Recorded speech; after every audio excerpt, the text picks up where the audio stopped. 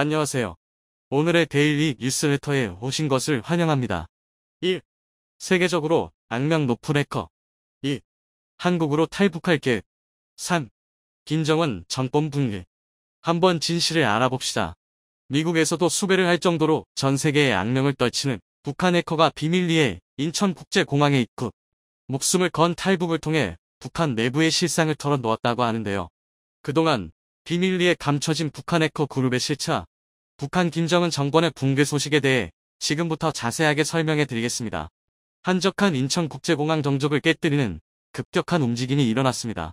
일군의 무리는 인천에 도착한 어떤 인물을 포착, 인물의 양팔을 묶고 긴급하게 그를 다른 곳으로 후송했습니다. 그의 정체는 박진혁. 북한에서 배출한 불세출의 천재 해커라 알려진 인물이 인천공항을 통해 들어온 것입니다. 그는 목숨을 건 탈출을 감행, 인천공항을 통해 탈북에 성공했다고 하는데요. 외화벌이의 주동자이자 북한 해커 그룹의 핵심이라고 알려진 그의 탈북 소식은 한국은 물론이고 미국까지도 전율하게 만들었습니다. 라자루스라 불리는 북한 해커 조직.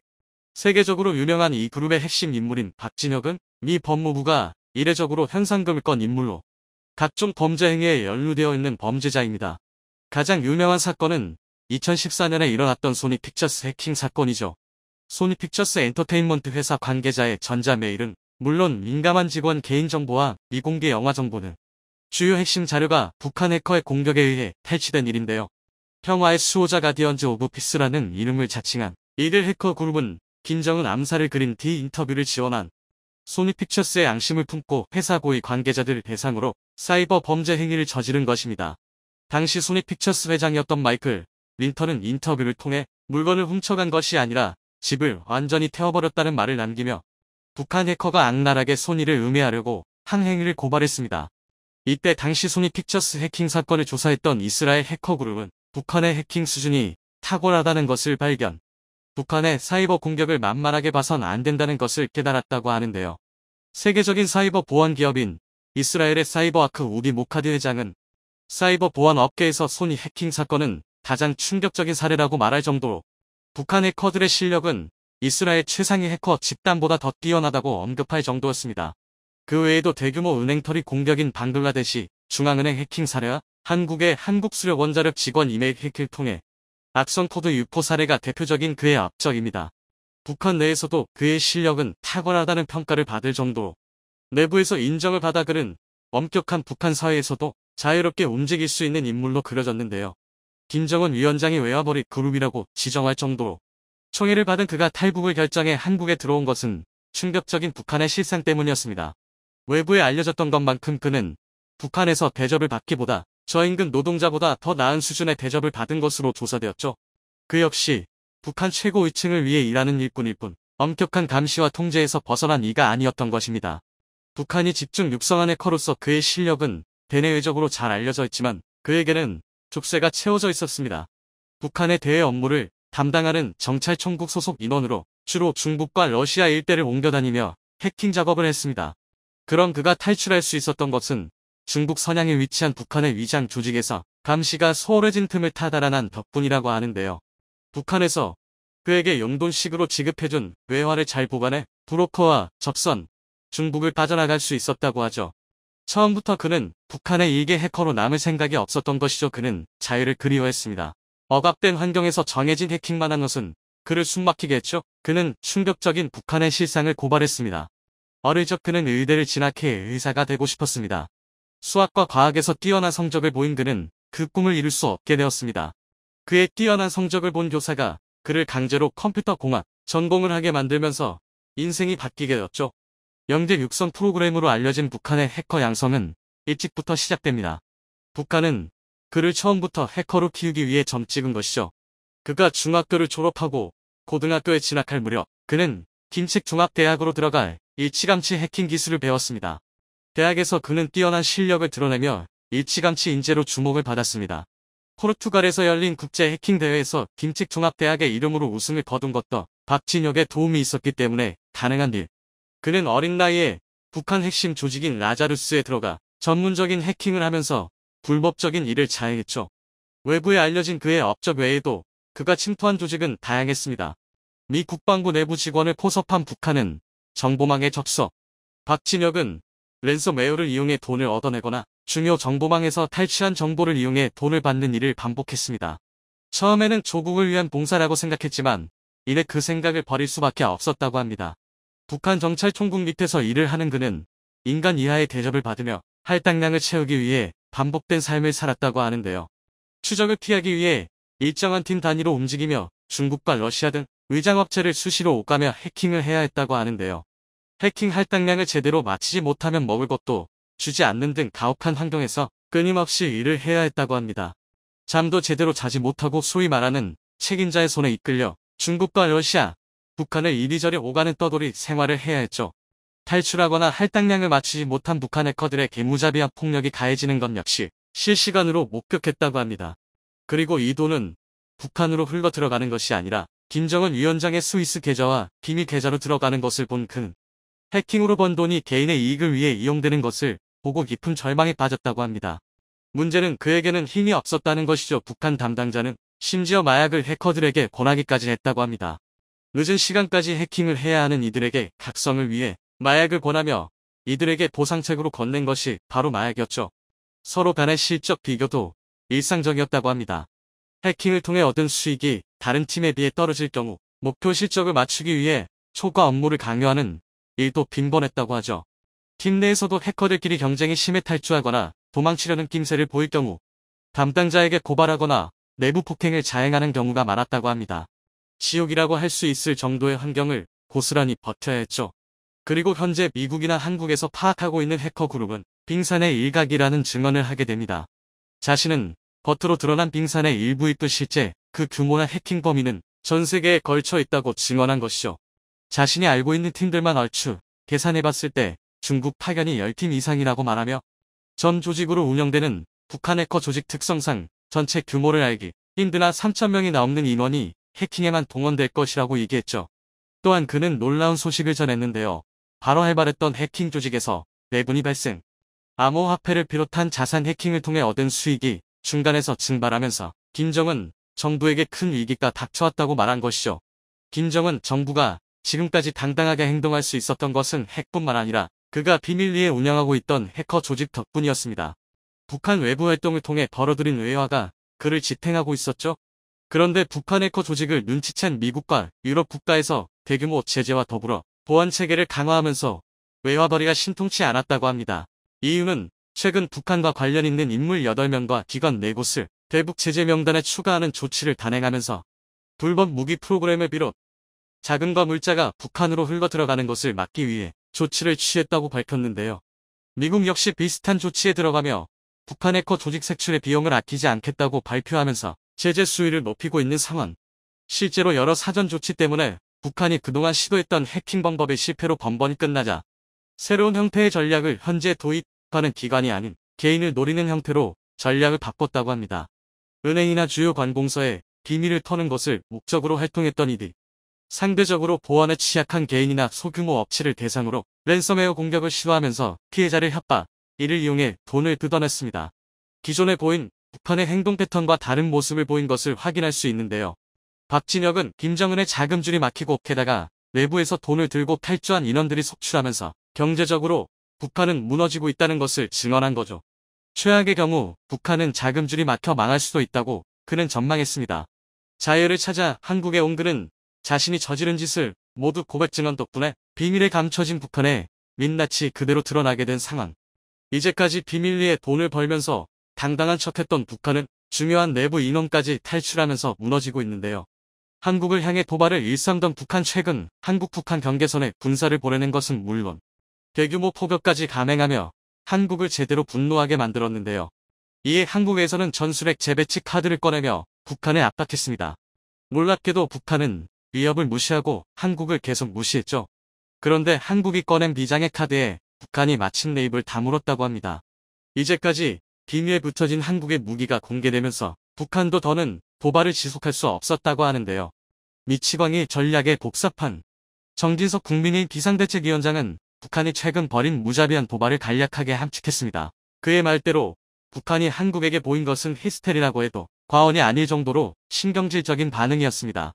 한국과 합의 9.19 군사합의를 무시하면서 대규모 포격을 감행한 것인데요. 강원도 철원에서 실시된 한미 포사격 훈련에 반발 북한은 군용기 10대를 출격, 군사합의상 비행금지 구역이 북쪽 5km까지 바짝 붙여 위협 비행을 했습니다. 평양 순안 일대의 동해로 단거리 탄도미사일 SRBM 한 발을 발사, 동해와 서해를 향해 무분별한 방사포를 발사 170여 발에 이르는 포격을 감행한 것이죠. 한국 역시 즉각 반응하며 북한의 행위를 규탄, 9.19 합의를 준수하라고 북한에게 경고 메시지를 보냈으나 북한은 390여 발의 포병 사격을 재차 감행, 동해상으로 90여 발, 서해 해주만 일대로 90여 발, 서해 장상급 서방 일대에서 210여 발을 쏘며 전방위 사격을 통해 한국을 위협했습니다. 9.19 군사합의는 지난 정권 때 김정은 정부와 맺은 합의로 군사분계선 일대에서 상대방을 겨냥한 위협적인 군사훈련 중단, 우발 충돌 방지를 위한 완충지대 설정을 골자로 하는 합의를 체결했습니다. 그러나 북한은 한국과 맺은 협정을 지킬 생각조차 하지 않고 바로 돌멸하는 모습을 보인 것이죠. 애초부터 지킬 생각이 없었던 북한은 오히려 한국이 북한을 먼저 도발했다는 주장을 펼치며 황당한 논리를 내세웠죠. 물리적인 타격만이 아니라 사이버상에서도 북한은 타격을 이어갔습니다. 알고 보면 사이버 타격이 더 먼저 진행된 것으로 밝혀졌는데요. 한국 보안업체 이스트시큐리티가 이 사실을 고발한 것입니다. 이스트시큐리티는 사이버 위협 징후가 곳곳에서 포착되었다는 사실을 밝히며 북한 정찰총국이 이 모든 일의 배후에 있다고 주장했죠. 수년 전부터 진행된 일이며 북한은 한국 타격을 위해 스파이웨어를 이용 깊숙한 곳까지 감시망을 펼치며 비밀리에 잠복했던 것입니다. 이스트시큐리티는 특히 방산업체를 대상으로 다양한 해킹 시도가 이뤄진 것이 발견되었다고 보고하며 이를 막기 위해서 방산업체들의 보안 중요성을 강조, 추가 피해를 막아야 할 것을 주문했죠. 주요 국방 안보 전공 교수들도 침투 대상인 것으로 드러났습니다. 북한 해킹팀은 개인용 무료 전자우편 주소를 수집해 악성 파일을 교수에게 전달, 만일 무방비하게 그 파일을 교수가 열면 개인정보를 탈취하는 수법을 사용했다고 하는데요. 돈을 목적으로 벌인 일들이 대부분이었으나 최근 들어 중요 인물에게 접근, 한국이 가진 데이터를 빼내려는 움직임이 더 활발하다는 사실을 이스트시큐리티는 파악한 것이죠. 이런 해킹 시도를 막고 보안을 강화하기 위한 좋은 방법은 VPN을 적극적으로 사용하는 일입니다. 오늘 뉴스팩트럼 구독자분들을 위해 저희 채널에서 특별한 VPN 서비스를 소개하고자 합니다. 바로 서프샤크 VPN이 그 주인공이죠. 가상사설망 VPN을 설정해 이 망으로 데이터를 주고받으면 암호화된 정보를 함부로 탈취하는 것이 불가능한데요. 서프샤크 VPN은 보안에 있어 탁월한 기술력을 보유하고 있습니다. 특히 카페 와이파이처럼 무료 공용 와이파이를 이용할 경우가 많은 한국인들은 언제나 해킹 위협에 노출되어 있다고 해도 과언이 아닌 상황. 서프샤크 VPN은 이런 위험 상황을 사전에 예방할 수 있습니다.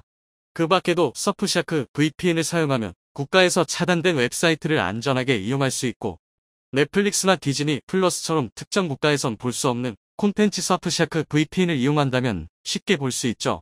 이렇게 다양한 서비스를 제공하는 서프샤크 VPN에서 우리 뉴스팩트럼 구독자를 위해 특별 할인 서비스를 제공한다고 합니다. 프로모션 코드 뉴스팩트럼을 구입 시 입력하면 83% 할인에 3개월 무료 이용 서비스를 누릴 수 있는데요. 하단 링크를 통해 접속할 수 있게 해놓았으니 구독자 여러분들은 아래 들어가서 좋은 조건의 서프샤크 VPN 서비스를 이용해 보시기 바랍니다. 지속되는 북한의 사이버 및 물리적인 도발은 한국의 인내심을 폭발하게 만들었죠. 한국은 이제까지와 다르게 북한을 제압할 효과적인 수단이 필요했습니다. 그리고 그 수단으로 전술핵이 최근 화제에 오른 것인데요. 핵을 믿고 한국에게 국제 도발을 감행하는 북한에 맞서 한국도 전술핵을 보유하는 것으로 맞대응하자는 것이죠.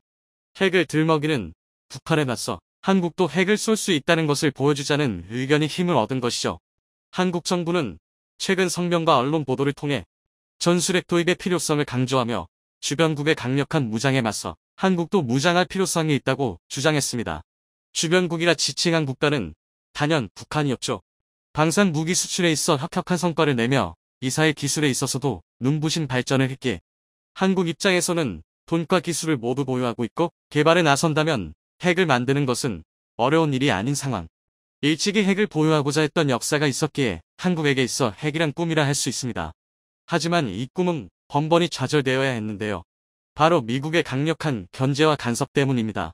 박정희 정부 시절 단독 핵개발을 꿈꾸며 몰래 핵개발 연구를 했던 한국은 미국에 의해 핵을 포기하게 되었습니다. 이후 미국의 핵우산에 포함되어 핵 개발 포기를 선언했죠. 핵이라면 그 어떤 수단을 써서라도 다른 국가가 보유하지 못하게 막은 미국은 이 문제에 있어 단호했습니다. 그래서 핵에 대해 비핵화 이야기만 꺼낼 뿐 한국에 대해 핵을 주겠다는 이야기는 표면으로 드러나지 않았습니다.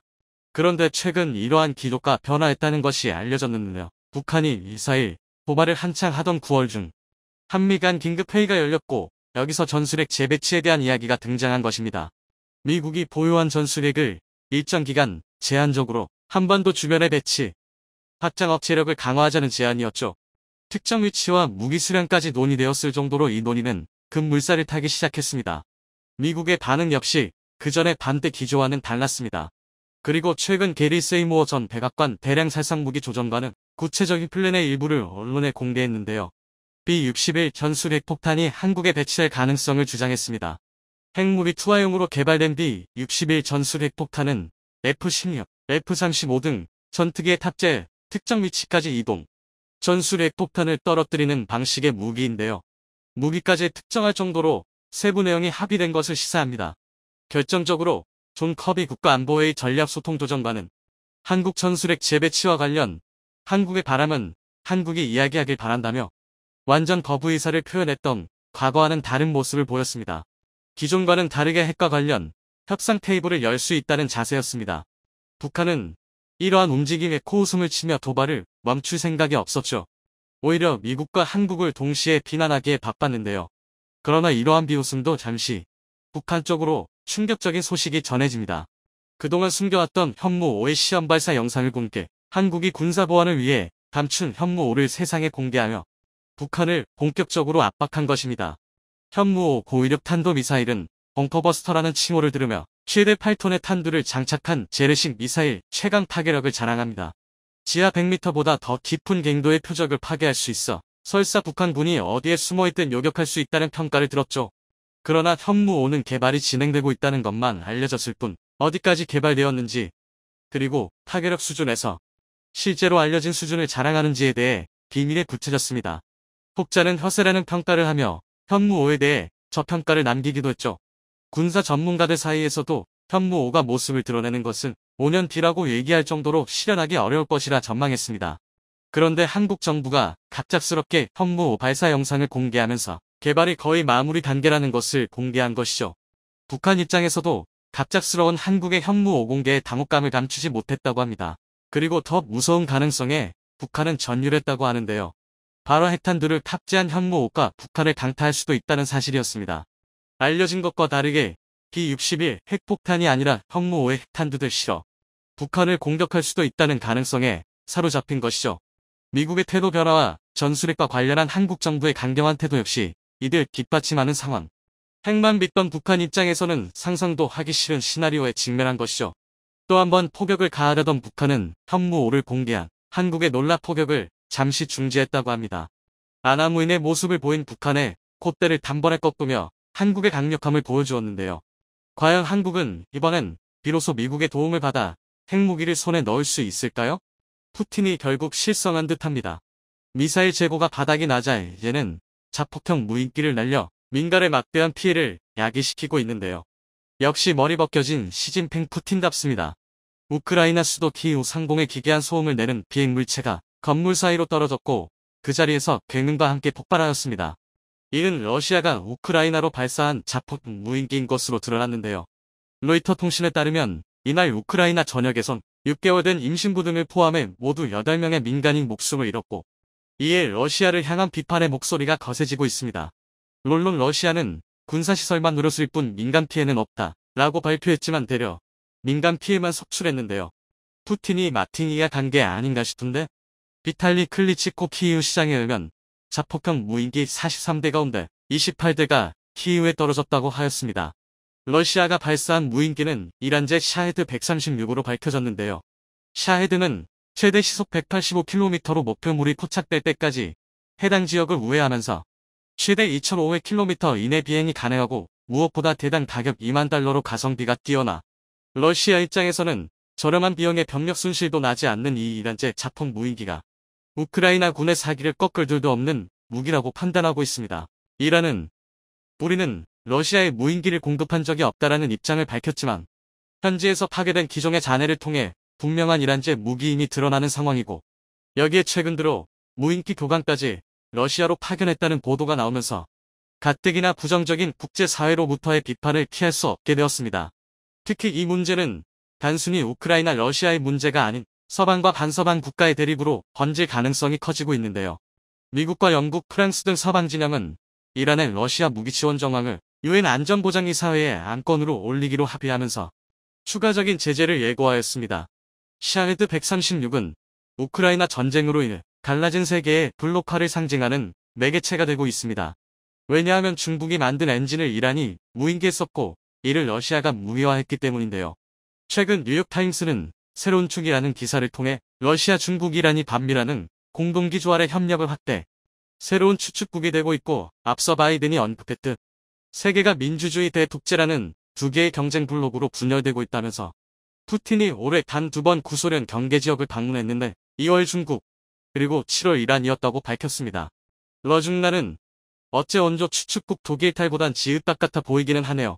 무튼 이렇게 이란이 본격적으로 러시아 편을 들며 무기 지원까지 마다치 않자 이란의 습적인 사우디, 그리고 미국 양국의 화해 무드가 조성되고 있는 상황입니다. 적의 적은 친구라고 하죠? 최근 미국은 이란의 무인기 및 탄도미사일 위협에 대응하기 위해 사우디아라비아에 무기 성능 실험장을 개설할 예정이라고 밝혔습니다. 사우디와 이란은 같은 무슬림이지만 이란은 시아파 교도인 반면 사우디는 수니파 세력이 지배적으로, 이러한 격파 차이는 수십 년 넘게 이어진 불화를 더욱 악화시키고 있습니다. 특히 사우디의 직접적인 공격까지 가행하는 후티 반군을 이란이 적극적으로 지원해주고 있어 사실상 사우디는 이란과의 전쟁을 치르는 중이라는 말까지 나오고 있는 상황인데요. 이란은 전 세계에서 유일하게 후티를 예멘의 합법적인 정부로 인정하면서 대한미사일, 대전차 미사일, 휴대용 지대공 미사일은 물론 순항미사일 거기다 탄도미사일까지 반군이 쓰기에는 많이 과한 무기들을 지원해주고 있습니다.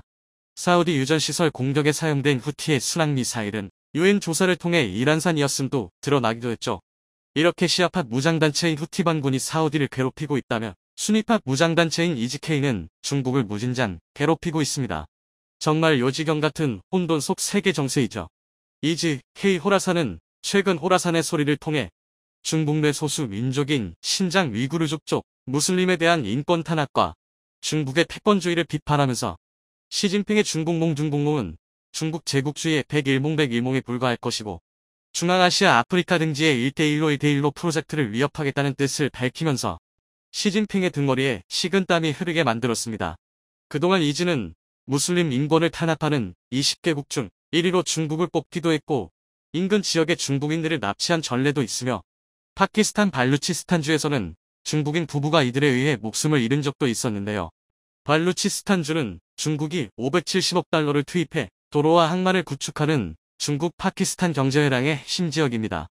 호라산은 중국에 대해 굉장히 차분하고 정확한 분석으로 팩폭을 날리고 있습니다. 중국은 서방과 달리 소프트파워도 약하고 대미 글로벌 경쟁, 주변 국가의 지역적 경쟁 구도로 인해 글로벌 패자가 되기에는 한계가 있다. 글로벌 패권에 유리한 문제적 이점도 없다. 겁쟁이 중국은 서방과 이지를 동시에 맞설 배짱이 있겠냐? 순국 불안당들 차이니즈 떠그즈도 몽골처럼 같은 방식으로 실패할 것이고 수십조 달러가 들어간 1대1로는 적절한 해외 비즈니스 환경을 찾지 못해 막대한 손실을 겪게 될 것. 아니, 무기로는 근본 없는 폭력을 가하면서 말로는 숨도 안 쉬고 팩폭을 가해 중국 명치가 멍든 상황인데 이렇듯 현재 우리 지구에는 우크라 대 러시아, 사우디 대 이란, 미국 대 중국, 이즈 대 공산당, 이란은 정말 세계관 최고의 싸움이 지금 벌어지고 있습니다. 전문가들은 현 시기를 이미 도래한 신냉전이라고 표현하는데요. 과거 냉전이 6.25 전쟁을 거치며 세계 질서로 구축된 것처럼 신냉전도 우크라이나 사태를 통해 체제화되어가는 중이라는 것인데 여기서 한국은 민주주의 서방 진영의 최대 무기 공급처로 급부상하며 엄청난 외교적 영향력과 거기에 경제적으로도 역대 최고의 방산 실적을 달성하고 있는 중입니다. 이렇게 말씀드리면 무기 팔아서 돈 벌면 좋냐? 한국이 전쟁을 부추기는 꼴인데? 라고 말씀하실 수 있겠지만 평화는 전쟁을 억제할 수 있는 강력한 힘에서 기반하듯 한국선 무기치계는 오히려 전쟁을 억제할 카드가 될 것이라 생각됩니다. 또한 현재 첨단 무기를 필요로 하는 국가들이 수두룩 빽빽인 상황에서 한국이 안 팔면 어떻게 해서든 다른 국가들이 팔 텐데 전 세계 가장 뛰어난 생산 능력을 보유한 한국이 물들어올 때 도저해야죠. 일본과 중국 거기다 북한까지 한국 무기 수출을 비판하며 북증서를 발급하고 있으니 한국이 아주 잘하고 있는 거로. 특히 이번 우크라이나 전쟁에 투입된 드론이나 사우디 석유 시설을 공격한 드론 등 무인기의 위험성을 깨달은 세계 각국은 대공 방어망 구축에 사활을 걸고 있는 상황입니다. 이에 한국의 대공 방어 무기 체계 역시 주목받고 있죠. 사우디아라비아 정부와 대규모 방산 계약을 체결하였고 이날 전체 계약 금액 70억 리알 중 절반에 육박하는 규모 30억 리알 1조를 한국이 따내면서 화제가 되었습니다. 당시 한화 관계자는 사우디 국방부와 방산 계약 관련 세부 내용을 일절 공개하지 않기로 합의했기 때문에 수출 품목은 공개할 수 없다고 밝혔으나 방위사업청 국방기술보 공개 정보를 통해 사우디 수출용 천무 발사대 기술 이전이 이루어진 것이 확인되면서 1조 원가량의 천무 미사일이 수출되었다는 사실을 알 수 있었는데요. 또한 한국형 대공포 비호복합도 수출 협상이 진행 중으로 국제방위산업 전문 매체 택티컬 리포트에 따르면 사우디 국영방산업체 산리가 한국 하나그룹과 합작투자회사 설립하여 BOII를 공동 생산하기로 합의했다고 하였습니다. BOII는 한국군 K-30 비호와 이름만 같을 뿐 머리부터 발끝까지 다른 최첨단 방공 시스템입니다. 전문가들은 방공 시스템이 아니라 전투 시스템이라고 부를 정도로 만능 전투 장비라는 평가가 있는데요. BOII 주포는 공중 폭발탄을 사용할 수 있는 40mm 기관포이며 모듈화된 미사일 무장 시스템도 갖추고 있고 포탑 좌우에 각기 다른 미사일 발사대를 장착할 수 있어 스팅어 신궁 등 단거리 지대 공 미사일은 물론 헬파이어 스파이크 현궁 같은 대전차 미사일도 운용할 수 있습니다. 여기에 첨단 능동 위상 배열 레이더 이사 레이더, 전자광학 추적 장치, OTGP 등 복합 센서를 적용해 적 항공기와 헬기뿐 아니라 드론과 순항 미사일도 요격할 수 있습니다. 차후 주포를 레이저 무기로 교체할 수 있는 확장성까지 갖춰 현존하는 세계 최강 저고도 방공 시스템이 될 전망이죠.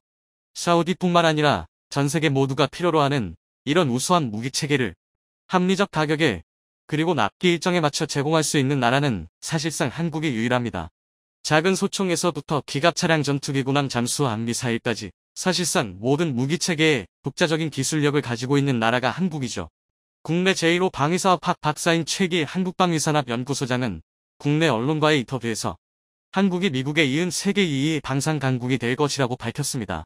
최기 소장은 이미 한국산 무기는 글로벌 방산 시장에서 매력적인 가격과 우수한 무기 성능이 입증된 바 있듯 구매국 요구에 맞춘 종합 군수 지원과 더불어 정부 지원 정책 등이 수반되면서 압도적인 경쟁 우위를 갖추게 되었으며 현재 휴전 중인 분단 국가로서 실전에 즉각 투입될 수 있는 재래식 무기 체계의 대량 생산이 가능하다는 점과 지속적인 성능 개량 픽 사업 추진으로 품질과 성능 두 마리 토끼를 모두 까져 방산 수출에 큰 손이 되고 있다고 하였습니다. 그러면서 올해는 역대 최고치인 200억 불을 넘길 것으로 예측되는 상황인데 우크라이나와 전쟁 중인 무기 수출국 2위의 러시아는 부족한 무기 수요를 자체 충당해야 하는 상황인데다 최근 5년간 방산 수출 실적과 글로벌 정세, 국제 방산 시장 등을 고려해 전망해보면 한국 방위산업은 급격한 양적 확대와 질적 성장을 바탕으로 내년 세계 2위 반열에 오를 것이 확실해 보인다고 했죠. 그러나 반서방 진영의 대장격인 중국은 오히려 한국 무기 수출로 한국산의 한계가 드러났다며 말도 안 되는 소리를 하고 있는데요. 그건 메이드 인 차이나겠지. 최근 19일 중국 매체 소우의 한국 무기의 폭발적 수출, 중국에는 어떤 영향을 미칠까라는 기사에 따르면 자체적인 핵심 무기 기술이 부족한 한국은 그저 더 많은 조립과 저렴한 노동력을 제공할 뿐이고 그 과정에서 하청업체로 환생한 한국은 많은 돈을 벌어들이고 있다고 하였습니다. 한국이 아시아 최고 인건비를 달성한 게 언제적 이야기인데 아직도 저런 근거 없는 소리를 하는지 모르겠습니다. 또 한국 무기체계의 국산화율은 전 세계를 비교해도 상위권에 속하는데요. 국방예산 1천조를 쏟는 미국조차도 상당수의 부품, 공정, 기술을 타국과 협력하고 있는데 국제 왕따인 지들이나 어쩔 수 없이 국산화해야 하는 거겠죠.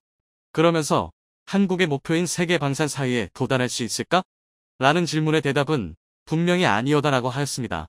매체는 현재 세계 사회인 중국에 비해 한국 무기 판매는 아직 한참 뒤처져 있어 여전히 추월하기 힘들고 비슷한 제품군의 경쟁력이 떨어지는데 일례로 중국의 자주포와 한국의 자주포는 많은 부분에서 유사하여 강력한 경쟁을 형성하고 있다고 하였습니다. 그 자주포라면 혹시 쏠 때마다 위아래 위아래 흔들리는 PLZ-05를 말하는 건가? 미친 건가?